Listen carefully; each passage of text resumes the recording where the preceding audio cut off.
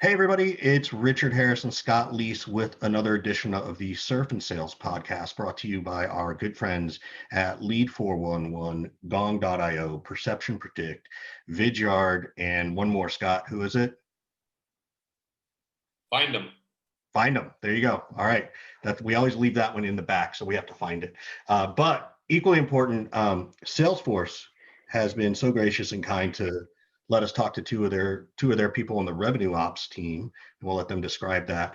But first, want to introduce Greg Gsell and William. Is it Jager, as in not related to Mick, or is it Jager, like what I used to drink in college? It's Jager, actually. Jager. Okay. Yeah. It's Great. a mixture of the two, Richard. Exactly. As always, I mess it up, right?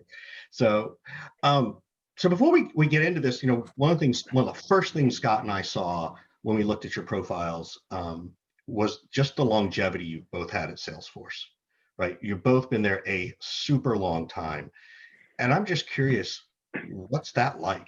Like, I can't, and I know it's grown substantially. It may have been smaller then, but like, do you what's that like? Or maybe you don't even know because that's all you've done. Yeah, we can't relate, so we need you to teach us. Yeah, I mean, it's crazy for me. Like, I started, after college, I waited some tables, I did some temp work, I worked in a call center, and then I started working at Salesforce, and it was about 1,000 employees. I think my employee number is 1,900 or so, and now it's 50,000 plus employees. So it's been kind of a slow but fast growth. For me, it seems like a gradual growth, but when you look at us compared to a lot of companies, I mean, the growth has been crazy. So it's been quite the ride. I've stayed here for 14 years. I think of myself as having 3 different careers at Salesforce. I started in marketing operations, and I was in sales, and then I've been in product and product marketing for the last 7 or so years. So at each junction along the way, I was able to kind of shift and try something new, and the company's been very flexible with that. I think both times I thought about going back to business school. I think a lot of companies, you hit a wall and you go to business school, and then you come back and you try and go to something else. But Salesforce was always really supportive of learning by doing and just going for it. So that's been my journey throughout. It's been, each one's built upon the last, but they've certainly been some pretty dramatic shifts along the way. It's interesting because I used to be like a Microsoft networking guy and was, heavy into all the, the network stuff on physical networks and things like that. And my boss's wife used to be in Oracle and SAP, and then she kind of pursued me because she knew I could help her, and so kind of encouraged me to come over and give up on all that stuff and move to the cloud. And so I think it took me a long time to give up all of my certifications and things back in the day. But I started working for her in kind of configuring the rules around quoting and stuff, and then ended up just really getting into it. And so I've been kind of in the quoting space, in the quote to cash space and revenue space for 9 years, and I just barely recently moved over and transitioned to work on the product side with Greg. Yeah. Did you get, just out of curiosity, like when you were, you always ask these kinds of questions, like when you were growing up, right? Did you want to be a policeman, a fireman, in sales? Did you always like, trying to figure out money things? Like either one of you, I'm just curious, like how you got into the business side of business. I wanted to be a spy, so I'm not quite sure how that translates to product marketing. I'm sure there's some correlation in there. I find that I get swept up in the technology and this stuff, and so there's a part of the technology that's moving faster than anybody can keep up with it, and so then I kind of like catch that Gulf Stream or whatever and kind of coast along with it, and so there's always something super exciting, and what's weird is that the quote to cash space and the quoting space and revenue space has been interesting enough that I haven't been interested in moving. And the company that Salesforce as an organization is pretty exciting and dynamic, and you're working with really, really bright people that I don't know if I really get to interact with this many people percentage wise, that are so smart and so engaged and trying to be successful at this stuff. I want to pull us out of this for a second, because I think that we're all just like breezing past the main topic, which is revenue ops. And here's what I mean by that. I want to know how you two define revenue ops, because rev ops is actually a fairly newish moniker, because sales ops preceded it. And before that, I don't know what the fuck it was called, if it was called anything. So explain to everybody out there who's listening, what is revenue operations?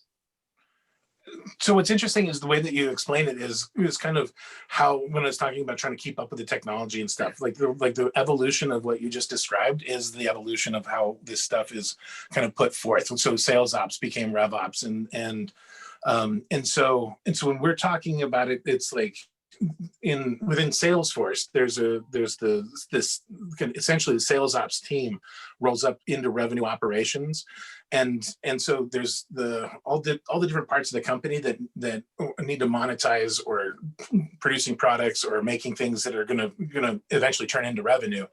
Gonna have to have a process to turn them into SKUs and packaging and pricing and all that strategy stuff. And so that turns into how you need to configure the systems and work with the IT teams, and then feed back out to the strategy guys about forecasting and all the other stuff and comp and all of the big systems downstream and everything. And so for it's almost like a hub where all parts of the company kind of intersect with, and so I don't know if that makes sense, but like that's so let me ask your partner here, Greg. Now take what William said and give me a 30-second soundbite of what rev ops is. I think that revenue operations has really become this kind of unifying point that is more important when businesses went from just making a widget and selling a widget and billing for a widget to actually doing that on a recurring basis. So doing things like subscriptions and usage basis. Once you introduce time into a contract and a product, now it's actually a lot more complicated. The way that you're going to sell these things and quote them and contract them, and then ultimately renew them, and then do crazy things like co-term add-ons and all these wild things that happen during the life of that contract. That actual operations process is where I think of revenue operations is. And it kind of sits in the middle of sales and finance to make sure that these are actual valid orders and we could do this. And then customer success and renewals as well. Like all of those things kind of come together in a way that now you actually need to treat your revenue like it's an ongoing thing. It's not a cash register anymore where I sell a pizza, I charge for the pizza. Now I'm doing this subscription thing so someone could go from the plain pizza to the pepperoni pizza, and I actually need to charge them more for half of that contract and then reduce it because they got the soda out. That's a weird example to use. Kind of popped in my brain there. But I think that now revenue operations is more important because it also fits between sales and finance. Because again, before you create a widget, you sell the widget for a discount, and then you're done. Now you're actually starting to do way more complicated contracts and way more complicated terms with multiple different types of actual products. And when you can actually charge for that and when that revenue is recognized is something that gets increasingly complicated, but is also critically important for these businesses in order to grow and report revenue back to their shareholders and the street. Now the part that I love the most about what you said is how RevOps is critically important. I have been on the record for years and put this into practice when I was running sales orgs as a VP of sales, that my very first hire, when I take over an organization, my very first hire was a head of sales ops, head of revenue ops. That's how important it was to me. And I wouldn't take a job without getting the green light on making that my first hire. But what I want to know is, why does it take people so long to invest in revenue operations? And you might have a different perspective here because you're at Salesforce and you got 50,000 employees and whatnot, but you just said how critically important it is for companies as they build out new products and whatnot. I'm thinking about early stage kind of companies or mid stage kind of companies who have put no investment in revenue operations whatsoever. Why do you think it takes people so long to come around on the importance of RevOps? So from my perspective, I think that there's a beginning part where you can functions can be absorbed by other parts of the company. So like you don't need, like if you've got a small team and a really tight crew, you'll work out the deals, you know what I mean? But when you start to need to scale those deals and get insight based on how those deals were structured and those types of things, those insights and things, those are difficult to scale kind of organically. And so when you need it, you really need it. And when you, but at the beginning, you kind of can be like, oh, this is going to work out, or I know we've got a really good, strong CFO that can make all these decisions on our behalf or whatever. But as you start to scale, and it really becomes a function of not just, can we handle the transaction volume, but like, can we glean insights from those transactions as well? Yeah, and I'm going to steal something William told me earlier when we were talking is, for a long time, you can just sell stuff and move fast and figure out the compliance and the strategy behind it later. Like you can go retrofit compliance and you can retrofit actually like the legal and all that stuff. Like, I mean, so many earlier stage companies, like they're just moving fast and getting any dollar they can in. And so that incremental headcount of buying a sales rep versus buying someone who is not going to generate any immediate sales, but is, a cost. I think it's a tough trade-off to make, right? So a lot of companies figure like get the dollars in now and figure out the strategy and the actual compliance and the controls and the scale part later. So I want to sort of go off that, and I am curious, as we define y'all's roles at Salesforce, are you the internal RevOps team, or are you also sort of brought in to help the customers understand this concept, right? Because I think there's a lack of education, to Scott's point, where it's, into what William said is like, just go grab the cash, right? So I have another question around that, but I'm just curious where you guys really fit in that part of the ecosystem. So I started in the nuts and bolts of the kind of the internal stuff of it, where I was the last 9 years, and just barely transitioned over to kind of the product side of it. And so like I get pretty deep. I tend to get pretty deep in the weeds on some of these things, and so I'm not really customer facing or whatever. And so like they kind of kept me in the back room for most of my stuff. So here's my question: how would you coach a startup or a company to drive the ROI to get permission to have a RevOps team or even sales ops? Like I know Scott's had this conversation, so I know his answer. But I'm curious, how do you guys pitch it internally? When did you guys sort of realize it? What advice would you give to people who are like, I'm interested in doing this. What should I go tell my boss about it? So what's interesting is that you end up in a situation where the role is created by who needs it the most. And so what the intent of the business is, like if you want to be sold, like you're going to have different goals and different like structural things that will make you look really good on paper, or if you want to be heavy growth. And so from a Salesforce, we were all about deferred revenue subscription models, right? And that was pretty new, and like there wasn't a lot of technology in there to reinforce it, and it was pretty sophisticated. And so automating a deferred revenue subscription model meant being really rock solid on compliance and a bunch of other stuff. And so that was the way that was funded. There's other companies that are like, oh, we want to really focus on absolutely blanketing the market with field sales or something like that, right? Like so it's a sales oriented like pitch that you're trying to optimize. So are you saying then that sort of the summary of that is that, hey, once you decide to go RevOps, you're playing more of a long tail game. You really see this bigger picture. Is that kind of what you're suggesting? Yeah, I think so. And maybe the big picture is I want to be sold or picked up, and I want to look healthy and clean, right? Like, or I want to grow rapidly over an extended period of time, and I don't want to like optimize every like all the money that goes through the system. Or I want to make sure, if customer success is absolutely critical, the way that we think about it, making sure that the customer can like is getting the value out of everything that they're purchasing, and saying, oh wow, this is really making me successful. Then you're like, oh, how do I how do I get my salespeople to sell this stuff so accurately that the customer is always satisfied with it, that they can consume it and use it right away and get the value out of it immediately. And so there's I think that the intent behind what your plan is a long-term plan. Yeah. What do you think, Greg? I'm curious. Yeah, I was thinking about that, and I love to hear Scott's opinion too, but like, I think of sales ops and revenue ops as actually two very different functions. And I kind of think in the maturity of a company, you're kind of looking at sales ops first. So I look at sales ops as like, how can we be more strategic about our sales investments and our sales targeting and our sales compensation and kind of our pricing and products to move faster and sell more stuff quickly.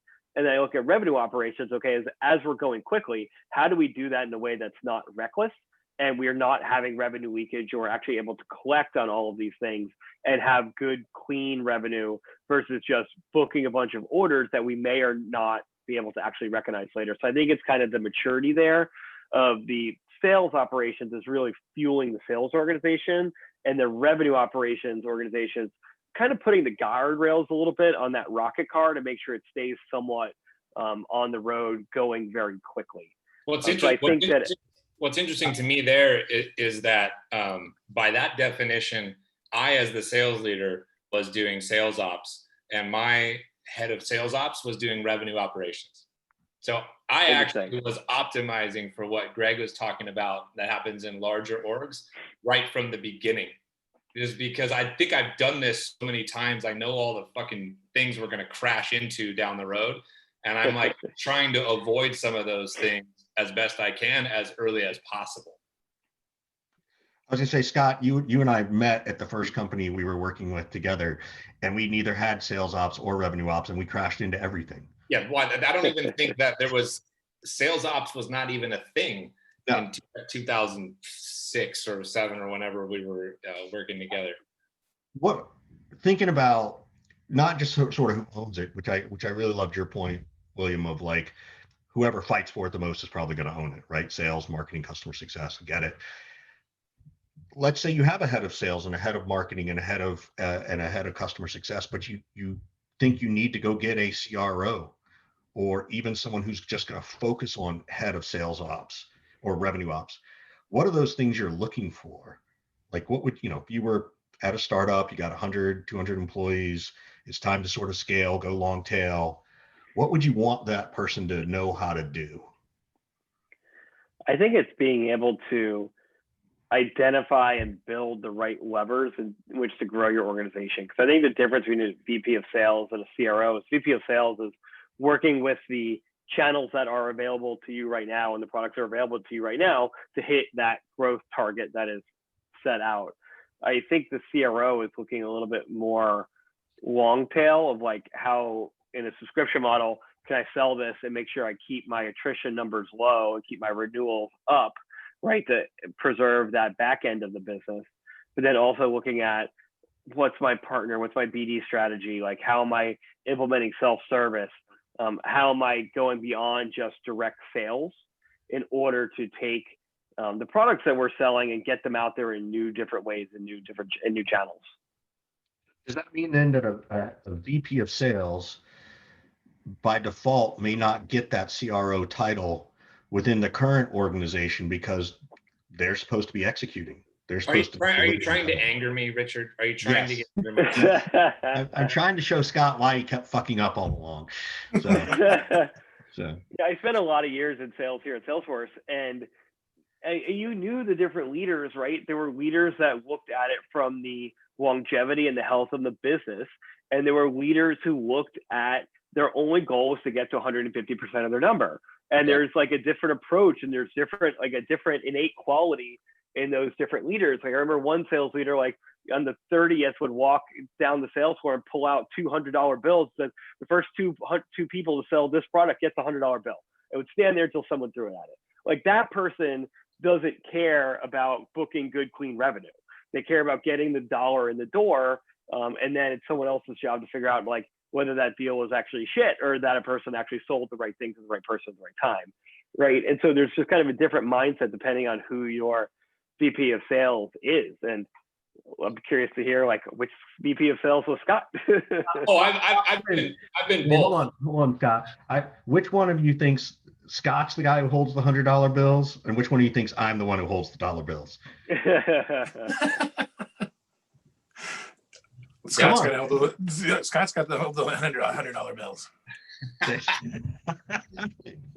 I've been both, to be honest with you, Greg. You know, very early in my career, all I cared about was hitting my number, and I was like thinking about it and operating in a silo of like, in a way, just like protecting my own ass and staying employed and getting paid. And then I just started to realize how short-sighted that was, and how the betterment of the whole business would actually tack on increased valuation, which in turn would make things more lucrative for me. And that was maturity in a lot of ways. And I didn't have this, you know, goes back years now, but like I didn't have the network around me or the information and the content to kind of coach me up and whatnot. So I had to go through that process. But I will say that I've been both. Even in the last couple of years, I'll still put a couple $100 bills up, but everybody knows it better be the right kind of revenue. Trying to marry the two together. I want to ask you guys a question that I get asked all the time, in particular because I am a big advocate for revenue operations. The question that I get asked all the time is, how do I hire for this particular role? What are the qualities and skill sets that I need to look for in a head of sales ops or head of revenue ops? So how would you answer that for everybody listening? So in Salesforce, it's interesting because the way that we roll out through finance, you know, the SOX compliance stuff, plus the fiduciary responsibilities, plus, you know, being a publicly traded company, adds some, you know, rigor and some responsibility, and that gives you some air cover when we need to push back on something, right? And so it's been that ability to balance and try to figure out, like, you know, make you know, hit the number, or, you know, or sell the kids, right? Like, and so it's like, let's not sell the children. Let's make sure that this is going to be long-term healthy revenue that kind of keeps going. You know, it's that balance that where you understand the systems, and then the sales process and the revenue and everything else that I think is important. Yeah, I think having someone who's also empathetic between the two sides, right? Yeah. Like someone in revenue operations needs to have because like sometimes when you look at it from a strictly financial point of view, it's like, what are these sales reps doing selling a deal like this? Like, I can't approve this. Like, you view the finance people as like just a permanent no machine. Someone has to be able to find that sweet spot in the middle between giving the sales team enough flexibility in order to meet the customer needs, but then someone who also has the financial backing to say, like, look, I can bend a little bit here, but I cannot break on this other thing, and be able to respect kind of both sides. Because sometimes when you have someone who's just come purely from one side or the other, you lose that nuance of respecting kind of like what the other team is going to accomplish. Because quite frankly, you have different needs and different responsibilities, right? Someone in finance is making sure that the CFO isn't going to go to jail because you reported the wrong revenue numbers, right? Yeah. So or your board's not going to kill you. So do you need somebody, or want somebody, or prefer somebody who comes from a sales background so they are more empathetic to the plight of a salesperson? Or the opposite side, do you need or want or prefer somebody who comes from the finance side so they understand the plight of the finance side?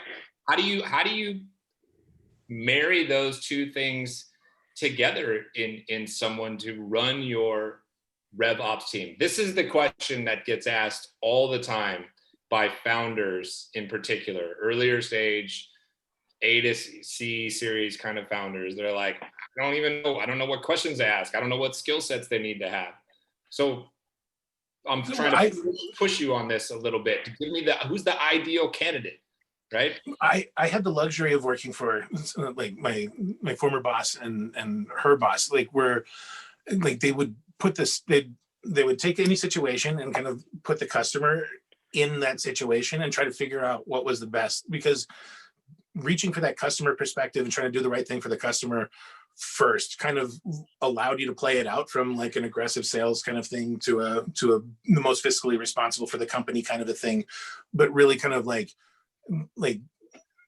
it's part of the culture at Salesforce to always kind of like, oh, I understand what your intent is here, by comping this way, but like I also understand what it's going to do to the sales motion when they engage with the customer, right? And so it's like having that all like well-balanced perspective around things, I think helps pay out a lot. And so sometimes an operations person that understands the perspective, those separate competing perspectives, pays off. And my Heather Atkinson and Meredith Schmidt at Salesforce were absolutely incredible and in always trying to like put the customer first. Yeah, I think at the end though, like I completely agree, but like when you're looking at what's that split, like you can't break the financial regulations, right? The accounting rules and the SOX compliance are the rules. And so you kind of need, if I were just to pick like someone who's 60-40 sales versus finance, I would probably err on the side of finance, because like if you like can't make the deal terms work, you lose a customer. And no one wants to do that. No one in sales wants to hear like we're going to give up on this customer.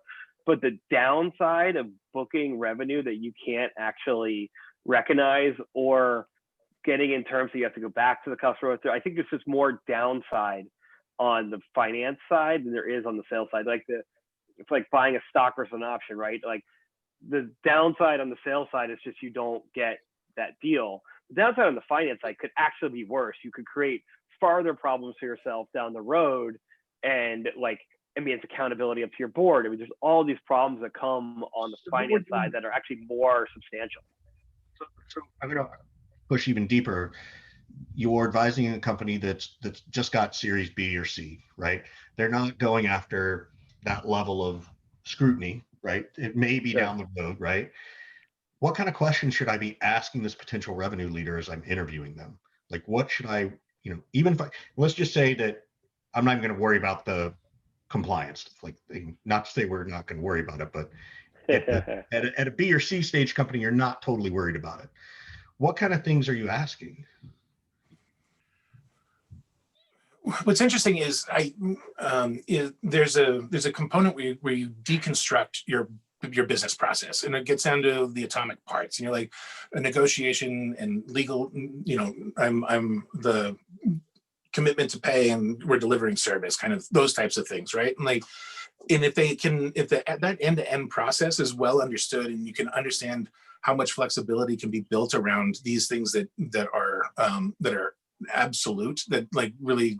And so one of the things that Salesforce, the concept of where orders are used is pretty concrete, and then you establish those kinds of rules around how that's handled, and then you can use those assumptions to build automation and other things around it. And so being able to understand how this stuff fits together from an end-to-end perspective is something that would be really important to me, because I think it's really easy to find specialists that can come in and understand the front half of the sales side, or people that understand billing and billing systems or those types of accounting functions. But that end-to-end perspective is the thing that I think that I would be looking for, to make sure that there was some depth to the experience there. What is your take on doing RevOps internally versus externally? There's 1,000,001 RevOps as a service companies and consultants and whatnot now. I'm wondering what your thoughts are. Like, when did this become a focus inside of Salesforce? Did you start and build it all internally? Was there external people kind of brought in? What kind of advice would you give folks who are out there thinking about RevOps for the first time and not really knowing how to build it and scale it?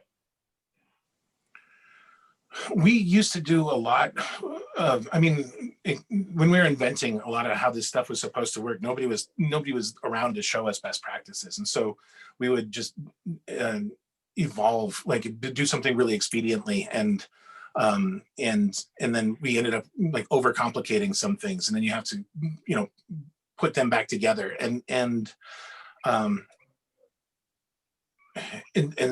don't know, I lost my thread there. I'm sorry. It's all right. So what haven't we talked about in RevOps? Like we've dug in on some questions, we've gotten into some tactical things.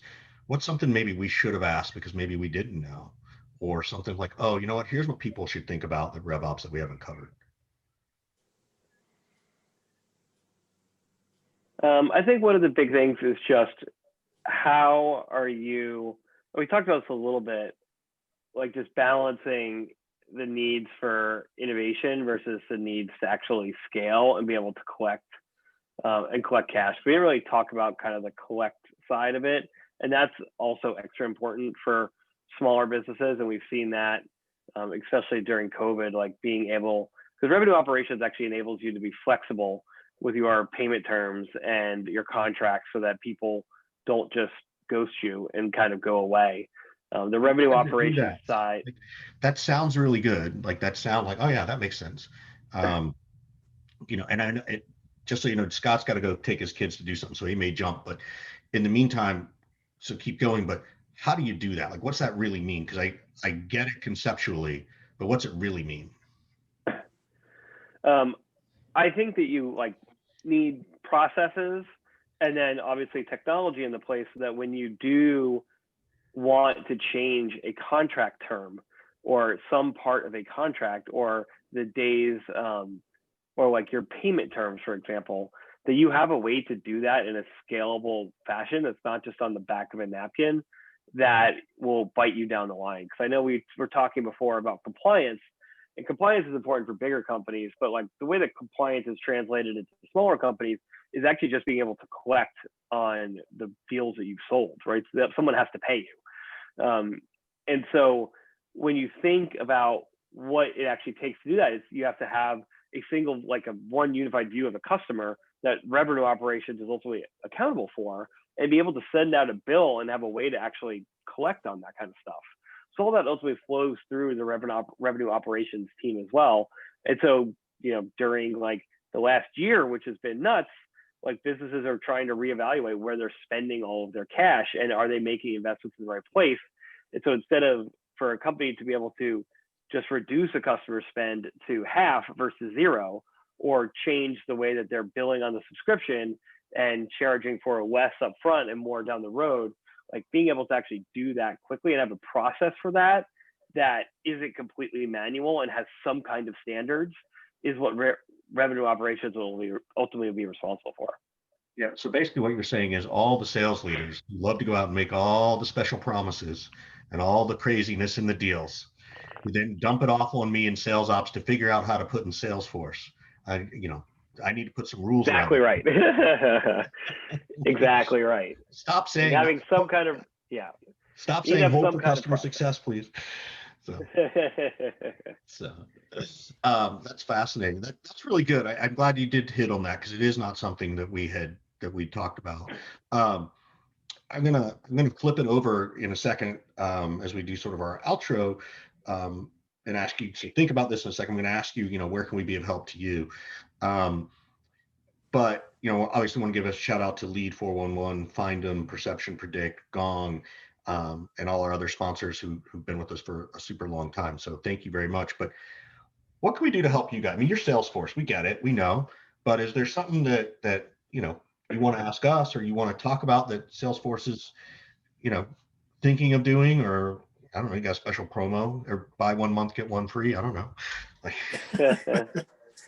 I think from the help, I think this conversation is really enlightening about that sales ops versus rev ops versus CRO conversation as you're at that earlier stage company. A lot of the time we end up thinking about it for bigger, mid-size plus companies, but I think those decisions now are being made much, much earlier in the evolution of a company versus where they were before. Like we said, you could get by on just a VP of sales fueling the top line and figuring out the bottom line later.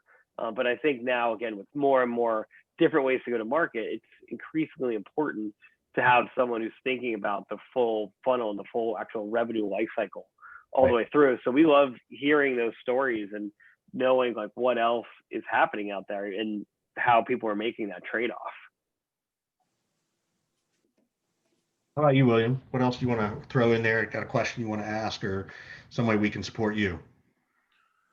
You want to, I can put you in front of the customer, make you customer facing if you want. Oh man, no. So from it's the interest. One of the things that I'm thinking about a lot is how the industry is evolving, and so the fact that conversations like this are taking place, and where we didn't have guidance before, there's experts now like you guys, and conversations where it's like, oh, how does this work? And in different segments, in different parts of in the industry, and we've come a long way from, the systems were built for these tractor parts and server farms and things like that in the old days, and it's different than subscription revenue, and it's different than some of these things that where the industry has come. And so like just the fact that these conversations are taking place is, I think healthy for everybody. Yeah, it goes back all the way to Benioff's ethos of the democratization of software, right? Like when he came up with that, revenue ops may not have been exactly where he was going, right? But he knew that there was something around revenue that he had to build, and this is where he started, and it's evolved into that. So yeah. So and then from like the Salesforce side as well, we are announcing like our new product, which is Revenue Cloud, and I think we're trying to we are following the technology trends. So we had we acquired a company called Steelbrick a couple of years ago that was like a really good job of quoting. It's a big deal. I remember that one. Yep. And so Steelbrick has evolved quite a bit into Salesforce CPQ, and then we launched billing to actually complete that revenue transaction. And now Revenue Cloud is kind of the ultimate embodiment of that, of like what is the actual tool that someone in revenue operations could use to handle all of these transactions and all of these different business models and launch products faster. And so that's what we're aiming for with Revenue Cloud, is to be able to actually have one system that all these things existed for. Because all these different groups and different functions we've talked about, like we didn't talk about the technology behind them, but there is a different system, insourced, outsourced, Excel, homegrown, some old, arcane system. There's a million different ways to approach this. And what our goal is to bring that all together on top of the Salesforce Customer 360 platform. It's supposed to say Quip instead of Excel. Is it that? Well, Excel is still out there. Excel is used by many to solve their problems. I can't tell you how many customer conversations I talk to, and it's like, how are you doing this now? Well, a combination of Excel, and then we hired a bunch of people. Excel plus people can solve nearly any problem in the world. It can't scale. I think that's the title of our episode: Excel plus people versus revenue ops. Right? You actually did make me want to ask one more thing, right? Because you may not be allowed to answer, but we'll see. With the advent of this new Revenue Cloud that's coming out next week, how does Einstein play a role into that? Or is it, well, first we got to do the Revenue Cloud piece, and we got to tinker with it a little bit more and get users in it and figure it out, and then we're going to put Einstein on top of it? Or is Revenue Cloud a birth from Einstein? The nice thing is, because Einstein's part of the core Salesforce platform, it's really available for anything now. So when you look at like Salesforce CPQ and Salesforce Billing, like kind of the two anchor products in Revenue Cloud, we're seeing more and more intelligence into those. Like billing, we're having Einstein analytics dashboards, so you can actually see what's been collected and what's outstanding. We have Einstein deal guidance in Salesforce CPQ, so that we can actually start to give sales reps an indication of what should you be pricing this product at. So we're seeing more and more, and as we have these conversations about Revenue Cloud, like I don't have any specific products like tomorrow that are coming out, but I think AI is really going to change the game around CPQ and billing and really the entire revenue operations, because there's plenty of systems out there to do pricing and price optimization. Usually they're done separate. It's like a pricing team or one person who got really smart and they tried to figure out how to do their pricing. It's never, there's deal desk. Like there's this real sweet spot for AI based on all the transaction volume and all the quotes you're running. You have so much data out there. There's so much opportunity to apply some intelligence to that and actually be able to give your sales reps a way to increase margin. And that's how small companies scale to become big companies, and you punch way above your weight. It's not just guessing at the price, it's actually being able to do that. And then when you do that across channels too, like imagine having AI tell you, like, when I sell it direct, I can sell it for $50. When I sell it to a partner, I can sell it for 40. But self-service, because no one's involved, I can actually sell it for 70, because like it starts up here and they don't really know, like for whatever reason. Like you can pick these things out by using intelligence. And since Einstein's part of Salesforce, it's included. So Right. you can start to build these models out now. So it's funny because we didn't even talk about this, and I don't know that we'll get into it, but maybe it's worthy of another conversation. Or, I know you guys are working on stuff internally. Is like, when do you talk about pricing in the revenue operations piece and margins? Like, we didn't even talk about that because, RevOps is about not just the cash flow; it is about the margin of that cash flow, right? And it all matters. So I don't know if you can give a quick, well, here's how we would put that in the revenue ops team, or say, yes, Richard, that's a good discussion. We'll do it again another day, which is fine. Yeah, I think that gets pretty complex because, you've got your guys that are setting list prices, and then you've got your teams that are analyzing fair market value within the company. And then they're using those insights that are operationalized by the RevOps team. And then the analysis on where those come in goes back and feeds the beast, right? And so it goes back into the system, and then insights are gleaned, and stuff is kind of handled that way. Let me give one piece of advice to everybody. Don't ever use the phrase list price, right? As soon as a buyer ever hears list price, guess what I heard? Sweet, there's something better, right? Like, say market rate. The market rate is, you can't argue with the market rate. Nobody goes in and argues about what the lobster is. Oh, it's at market price. Well, I don't know what the fuck that is, and they can charge me anything they want. So it's like I just assume when I go buy a car, like that's just your initial offer. Right, exactly. I know that's not what we're doing. But I agree with you, William. It is a super deep subject, and I think it's something that's worthy of the conversation that we just didn't get a chance to get to today. But yeah, I think the pricing part is fascinating, and moving pricing out of just like the deal desk and kind of like the revenue operations bit, and getting it into the hands of the sales reps in a way that's not just a discount matrix that gets updated annually, like to be able to be a little bit more nimble and adjust as the market conditions do, I think is super powerful. I mean, if you look at, again, just look at this year, right? Like your fair market value, or what you call it, the market bearing price, like changed between January to April to August to last week to this week. It's completely changed. My value stayed the same, so my price stayed the same. In fact, I actually took my price up. But to your point, like, this is what I teach people to say when someone says, well, we need something better. I was like, well, look, I'll be honest with you. The market determines the price of my service, not someone's, sell X22-14. I don't know. Like, I'm not even going to ask you how I came up with the budget, because it kind of doesn't matter. The market tells me what I'm worth. And if you want to pay me that, then great. And if not, I'll find someone else who will.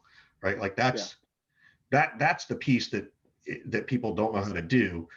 Not to say that you shouldn't take care of loyalty and you can't do discounts on multi-year deals, and that there's value in that stuff too. But it's a big thing for me. I always talk about pricing.